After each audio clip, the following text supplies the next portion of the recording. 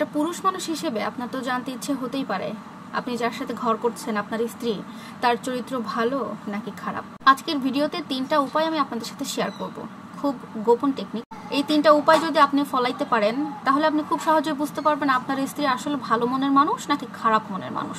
আপনি কাকে নিয়ে ঘর করছেন, আল্লাহ তাআলা আপনার নসিবে কাকে রেখেছে। আপনার নসিব যদি ভালো হয় তাহলে অবশ্যই আপনি একজন নেককার স্ত্রী, ভালো মনের নারী আপনার জীবনসঙ্গী হিসেবে পেয়ে যাবেন। আর যদি আপনার নসিব খুব একটা ভালো না হয় তাহলে আপনার নসিবে ওরকম ভালো চরিত্রের ভালো মনের মানুষ নেই। প্রথমত আপনি আপনার বউকে সামনে রেখে, মানে বউ জানবে এমন উপায়ে আপনি আপনার বাবা অথবা মায়ের হাতে অফিস থেকে এসে বেতন তোলার দিন আপনার বেতনের সম্পূর্ণ টাকাটা দিয়ে দেবেন।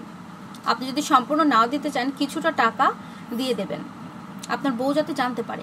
দেওয়ার পরে আপনি জাস্ট চুপি চুপি লক্ষ্য করবেন আপনার জীবনসঙ্গী, আপনার স্ত্রীর মুখের একটা আচরণ, মানে মুখমণ্ডলের যে অবস্থা সেটা কেমন হয়। তার মুখে হাসি হাসি থাকে নাকি তার মুখটা একদম রাগে তেলে বাগুনে ফুলে চুপসে যায়, কেমন থাকে আপনি সেটার রিয়াকশনটা দেখবেন।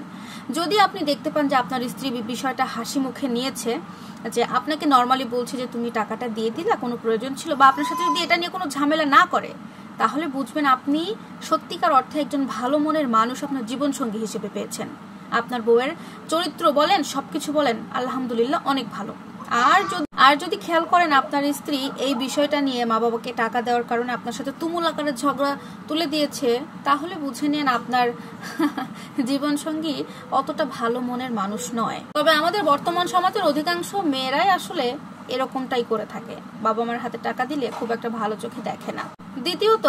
দ্বিতীয়ত আপনার স্ত্রী যদি আপনার সামর্থ্যের বাইরে গিয়ে তার চাহিদা পূরণের কথা বলে, আছে না এরকম অনেক স্ত্রী যে স্বামীর ইনকাম খুবই কম, স্বামী চালায় রিক্সা অথচ স্ত্রী গ্রামের চেয়ারম্যানের বউয়ের মতো সাজসজ্জা চায়, এটা খুবই অসামঞ্জস্য। এমন হইলে বুঝতে হবে আপনার নসিবে খুবই বাজে চরিত্রের মেয়ে জুটে গেছে, আপনার জীবনটা একদম নরকে পরিণত হয়ে যাবে। আর যদি দেখেন যে আপনার স্ত্রী আপনার সাধ্যের মধ্যে তার চাহিদাগুলো মেটাতে চায় বা সেরকম কোনো চাহিদা আপনার কাছে বলে না, আপনি যেমনটা করেন তেমনটাতেই সে খুশি হয়, তাহলে বুঝতে হবে আপনার কপালটা খুবই ভালো, আল্লাহ তাআলা আপনার জন্য খুব নেককার স্ত্রী এবং খুব চরিত্রবান স্ত্রী আপনার জন্য সেট করেছে। তৃতীয় পদ্ধতি হচ্ছে আপনার চাকরি থাকার পরেও মাঝে মাঝে আপনার স্ত্রীকে এসে বলবেন, বা পরীক্ষা করার জন্য অন্তত একবার হলেও বলবেন আপনার চাকরিটা আর নেই, আপনার চাকরি হারিয়েছেন, এখন আপনি কিভাবে দিন যাপন করবেন, কিভাবে আপনি পথ পরিচালনা করবেন।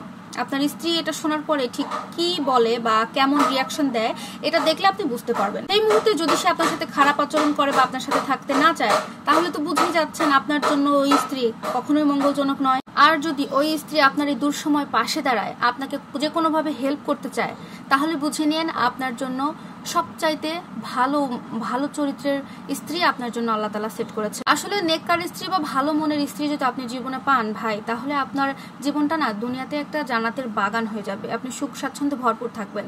আর যদি ভালো চরিত্র না পেয়ে খারাপ চরিত্রের কোনো স্ত্রী আপনি পেয়ে যান তাহলে আপনার জীবনটা দুনিয়ার উপরে নরকের মতো হয়ে যাবে।